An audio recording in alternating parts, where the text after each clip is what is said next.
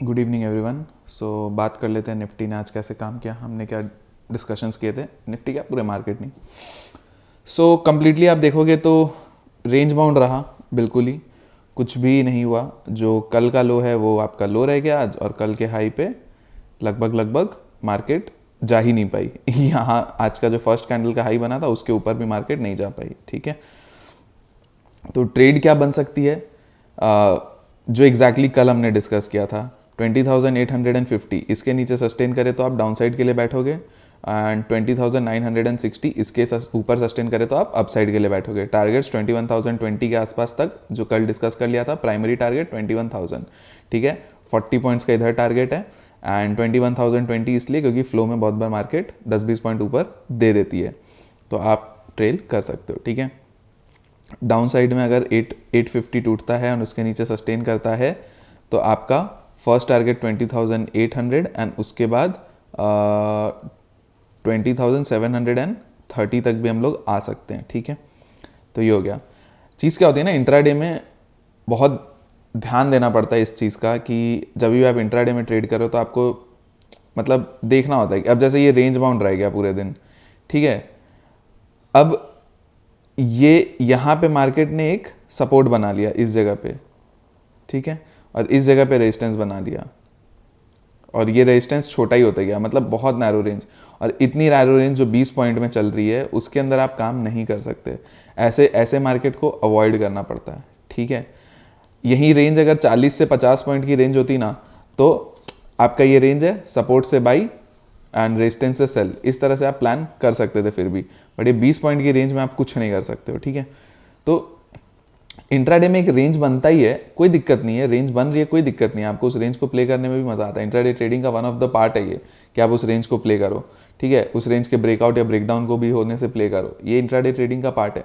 But वो range होनी भी तो चाहिए ना ज़्यादा। आज मैंने टेलीग्राम पे डाला भी था कि 20,890 इसके नीचे मार्केट जाए तो 20,860 तक का एक 30 पॉइंट का स्कैल्प मिल सकता है। ठीक है, मार्केट एक सिंगल कैंडल सस्टेन नहीं किया इसके नीचे। ठीक है, आप देख लो यहाँ पे बार बार ऊपर खिंच गई तो नहीं बन रहा था कुछ ट्रेड।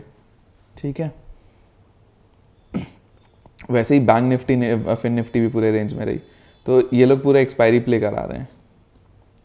तो अब देख लो यहाँ पे लेवल्स आपको बता ही दिए हैं। ठीक है, इंट्राडे में आप कुछ चीज़ होती है ना, ऐसे कंसोलिडेशन के बाद कोई ब्रेकआउट या ब्रेकडाउन होता है एंड फिर रेंज को प्ले करना, फिर पैटर्न्स जैसे ये डब्ल्यू पैटर्न बनते हैं या एम पैटर्न बनता है, अगर आप वो प्ले करते हो तो देखो ये नीचे गया, एक ये डब्ल्यू पैटर्न टेढ़ा मेढ़ा सा बना, उसके ऊपर थोड़ा सा एक 30 पॉइंट मिला अपने को, एंड उसके बाद वापस नीचे ऊपर नीचे, फिर इसी ये जो डब्ल्यू पैटर्न का टॉप नेकलाइन है इसी के यहाँ पे मार्केट बार बार सपोर्ट ले रही थी।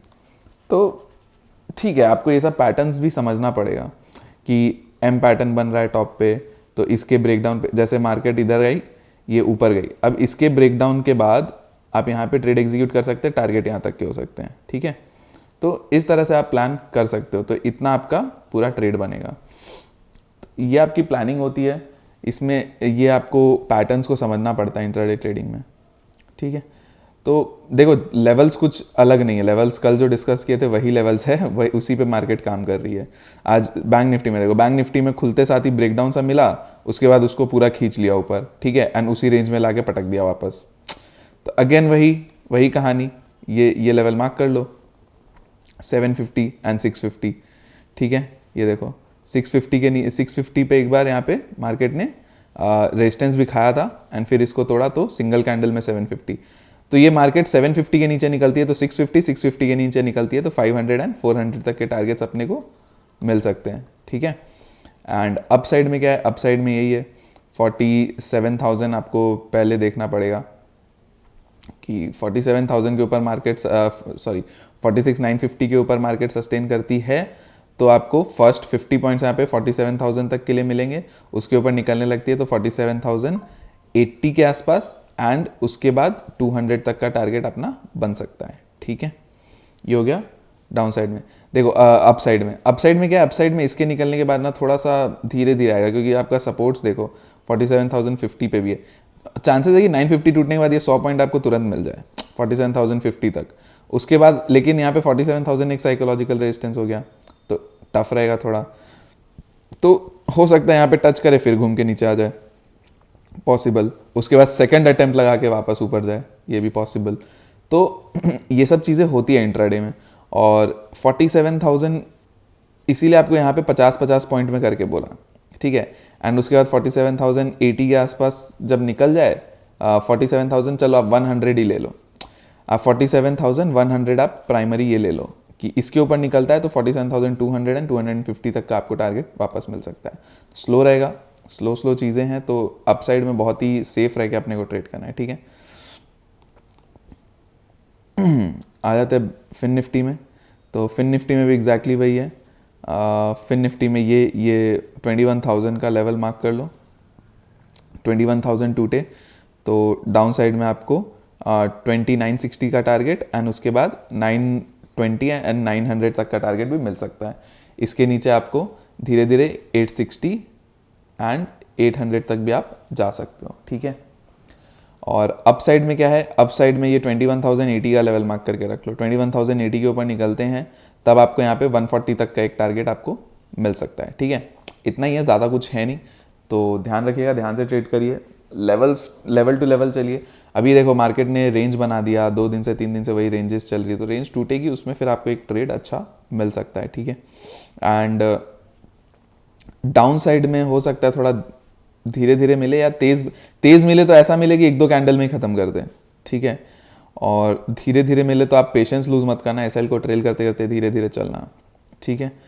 तो यही है, और कुछ ज़्यादा है नहीं मार्केट के अंदर। कुछ अगर रहता है, कुछ अगर डिफरेंट लगता है तो मैं टेलीग्राम पे अपडेट कर दूंगा, ठीक है। कल एक तो आरबीआई की एमपीसी भी है,